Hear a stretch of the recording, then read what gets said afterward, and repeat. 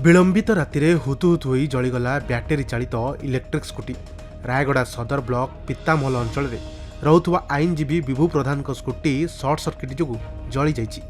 अग्निकांड एते भयावह थिला जे घर पाखे वाशिंग मेसीन और काठर कबाट मध्य निआरे जली नष्ट हो जाइछि। गत 15 दिन तले आईनजीवी विभु प्रधान एक ब्याटेरी गाड़ी किनिथिले।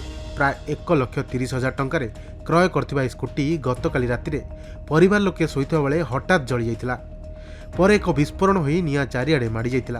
तेबे आईनजीवी परिवार लोके निया को पानी पकाई आयत करथिले स्कूटीटी जली संपूर्ण छारकार हो जाइतिला। मो 15-16 दिन तले मो मिसेस नार गोटे विडा BX2 प्लस हीरो गोटे आनी बैटेरी स्कूटी। रात गोटे बेलू को मोर कौन माने बाण फुटला ठोटा है मुठी देखला बेलू मो गाड़ी निया जली जाए। सागे सागे फायर वाला फोन कली सी आसिले गाड़ीटा को निया लिभालिभि कले वीडियो रेकर्डिंग करे नेले सब जाक। गाड़ी कौन चार्ज बसैते ना ना ना मु गाड़ी चार्ज बसैनी गाड़ी सेमती मु थोड़ी दांड। केते टंकार कौन संपत्ति नष्ट होला कौन कहबे? संपत्ति माने गाड़ीटा मु किनिथिल 1,23,000 नेकेट पड़थिला प्लस एसोसिएट पड़थिला मोर 6,000 टंका बुझे 1,29,000 गाड़ी मोर पड़थिला।